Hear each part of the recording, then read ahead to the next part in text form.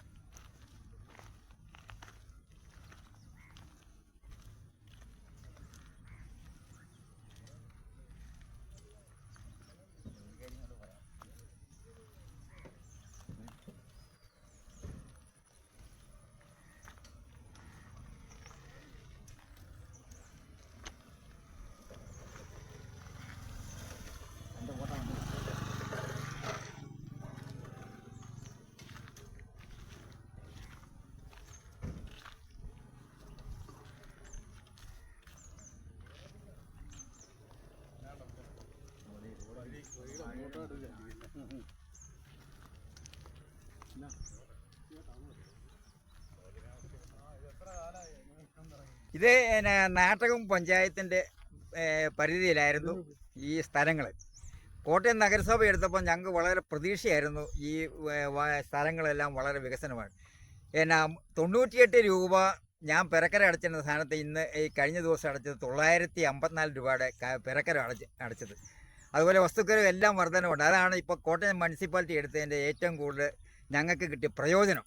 എന്ന് വെച്ചാൽ സാമ്പത്തിക നഷ്ടമല്ലാതെ യാതൊരു സഞ്ചാരയോഗ്യമായ ഒരു കാര്യങ്ങളും ഇവിടെ നടക്കുന്നില്ല. അതുകൊണ്ട് പഞ്ചായത്തായിരുന്നെങ്കിൽ പഞ്ചായത്തിൻ്റെ ഫണ്ടും മറ്റേ ബ്ലോക്ക് പഞ്ചായത്തിൻ്റെ ഫണ്ടും ജില്ലാ പഞ്ചായത്തിൻ്റെ ഫണ്ടും ഒക്കെ ലഭിച്ചുകൊണ്ടിരുന്ന അവസരം ഇല്ലാതാകുകയും ചെയ്തു. ഞങ്ങൾക്ക് യാതൊരു പ്രയോജനവും ഇല്ല. കൂടുതൽ സാമ്പത്തിക നഷ്ടം മാത്രമാണ് ഇപ്പം നടത്തിക്കൊണ്ടിരിക്കുന്നത്. വഴിയെന്ന് പറഞ്ഞാൽ ഒരു ഓട്ടോ പോലും വിളിച്ചാൽ വരികയില്ല. വളരെയേറെ കഷ്ടപ്പെടുന്ന കുറേ പാവപ്പെട്ട ആൾക്കാരുണ്ട്. കുടിവെള്ളമില്ല. ഒരു വിധത്തിലും ജീവിക്കാനായിട്ട് കൂലിപ്പണി ചെയ്യുന്നവർക്ക് കാശ് കൊടുത്ത് വെള്ളം മേടിക്കണം. ആഴ്ചയിൽ 400 രൂപ. പണിയുമില്ല. കഷ്ടപ്പെടുന്ന ജനവിഭാഗമാണ് ഇവിടെ കിടക്കുന്നത്. സാധാരണപ്പെട്ടവർ വഴി പോലുമില്ല. ഒരു ഓട്ടോ വിളിച്ചാൽ വരികയില്ല. അസുഖമായിട്ട് നിന്ന് കഴിഞ്ഞാൽ ഓട്ടോക്കാർ പോലും വരാത്ത കഷ്ടപ്പാട് അനുഭവിച്ച് ജീവിക്കുന്ന കുറേ ആൾക്കാർ ഇവിടെയുണ്ട്. വികസനം ഉണ്ട്. ബൈപ്പാസ് ഉണ്ടാക്കി. അതിൻ്റെ സൈഡിലുള്ള ഈ ചെറിയ റോഡ് പോലും നന്നാക്കിയിട്ടില്ല. അത് കാരണം ഞങ്ങൾ വളരെയേറെ കഷ്ടപ്പെടുകയാണ്. നമുക്ക് രാഷ്ട്രീയമൊന്നും പറയാനില്ല. ഞങ്ങൾക്ക് ഞങ്ങളുടെ വഴി നന്നാക്കി തരണം. അത് ഇടതുപക്ഷമായാലും വലതുപക്ഷമായാലും BJP ആയാലും ഞങ്ങൾ ആരെയും കുറ്റം പറയുന്നില്ല. ഞങ്ങൾക്ക് സഞ്ചാരയോഗ്യമായ ഒരു വഴി. വെള്ളം വന്നു കഴിഞ്ഞാൽ അരയ്ക്ക് മേളിലായിട്ട് വെള്ളം നീന്തിയാണ് ഞങ്ങൾ കോട്ടയത്തേക്ക് പോണത്. ഇവിടെ എന്തായാലും വെള്ളം കയറും.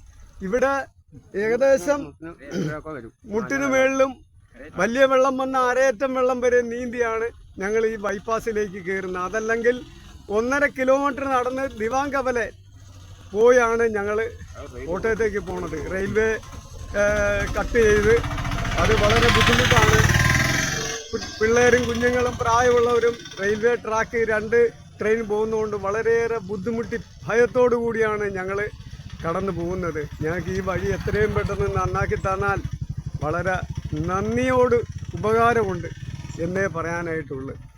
വെള്ളം കയറാതെ ആക്കാൻ വേണ്ടി എന്നാ ചെയ്യാൻ പറ്റും? വെള്ളം കയറാതാക്കാൻ വേണ്ടി ഒരു കുറഞ്ഞൊരു 1.5 മീറ്ററെങ്കിലും പൊക്കി ആ റോഡ് ബൈപ്പാസിന്റെ ലെവലിൽ പൊക്കി തന്നാലേ ഞങ്ങൾക്ക് സഞ്ചാരയോഗ്യമായിട്ട് വെള്ളപ്പൊക്കത്തിനും നടക്കാൻ പറ്റുള്ളൂ. ഈ റോഡ് ഈ റോഡ് തന്നെ, ഈ നമ്മൾ നിൽക്കുന്ന ഈ റോഡ് തന്നെ സഞ്ചാരയോഗ്യമാകണമെന്നുണ്ടെങ്കിൽ 1.5 മീറ്ററെങ്കിലും പൊങ്ങിയാലേ ബൈപ്പാസിന്റെ പൊക്കമാകുള്ളൂ. അങ്ങനെ സർക്കാർ ചെയ്തു തന്നാൽ ഞങ്ങൾക്കതൊരു വലിയൊരു ഉപകാരമായി തീരും. ഞാൻ 2014 എടുത്ത വണ്ടി ഓട്ടോസ്.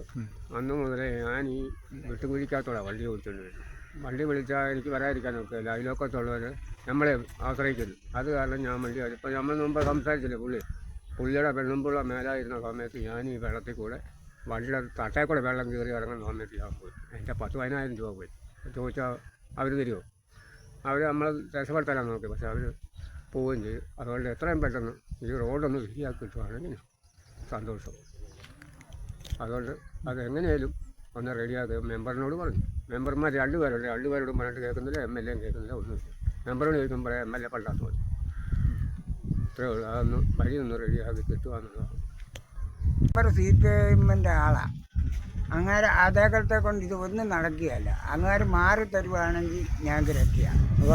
ആൻ്റെ സീജാനിന് അതുകൊണ്ട് ആ ടാങ്ക് കൊണ്ട് വെച്ചിട്ട് ഇലക്ഷൻ വന്നപ്പം തരുതരാന്ന വെള്ളം. ഇപ്പം വെള്ളമില്ല, ഒന്നുമില്ല. ഞങ്ങൾ ഇവിടുത്തെ പെണ്ണുങ്ങളെല്ലാം അതിലെല്ലാം പോയി നടന്ന വെള്ളം കൂട്ടുന്നു. കണ്ടത് എല്ലാവരുടെയും വീട്ടിൽ ചെന്നോ ചോദിക്കണം വെള്ളം കോരിക്കോട്ടെന്ന്.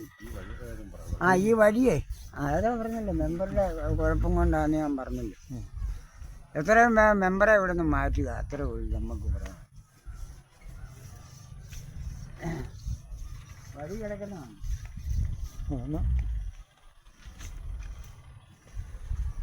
ഇത് കോട്ടയം മുനിസിപ്പാലിറ്റിയുടെ 44-ാം വാർഡ് 30-ാം വാർഡ് ഇവിടെ ജോയിൻ്റ് ചെയ്തുള്ളൊരു വഴിയാണിത്.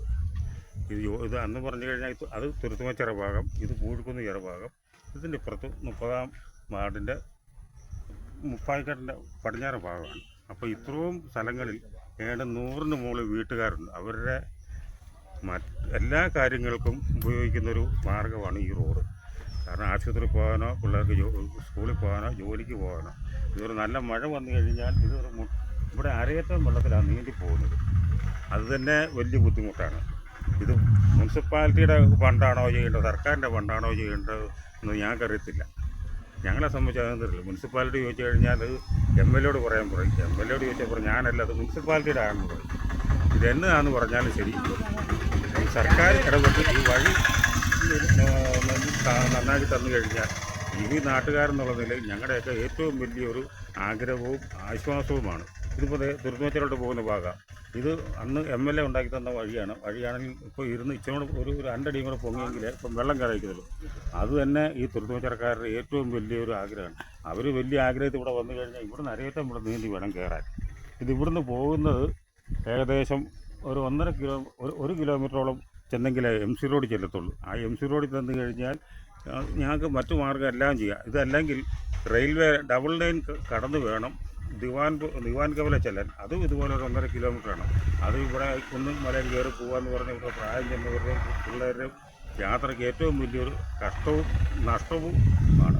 അപ്പോൾ അതൊക്കെ ഒഴിവാക്കുക എന്നുള്ളത് ഈ ഏകമാശ്രയമായ ഈ വഴി നന്നാക്കി തന്നാൽ ഇതിനകത്ത് കുടിവെള്ളം വരും. ഞങ്ങൾക്ക് ഈ വഴി ഞങ്ങളുടെ സഞ്ചാരയോഗ്യത ക്ലിയറാവും.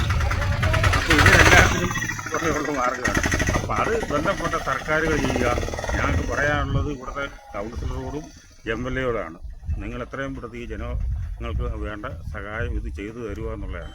അതാണ് ഞങ്ങൾക്ക് ഇവിടുന്ന് പറയാനുള്ള ഏറ്റവും വലിയ പരാതിയും ഞങ്ങളുടെയൊക്കെ ഒരു ആവശ്യവും നിവേദനവുമാണ് ഞങ്ങൾ അർപ്പിക്കുന്നത്. അതിങ്ങനെ ഇതുവഴിയെങ്കിലും അത് ജനം അറിഞ്ഞ് ബന്ധപ്പെട്ടവരറിഞ്ഞ് ഇത് ഞങ്ങളെ സഹായിക്കുമെന്നുള്ള വിശ്വാസം ഞങ്ങൾക്കുണ്ട്.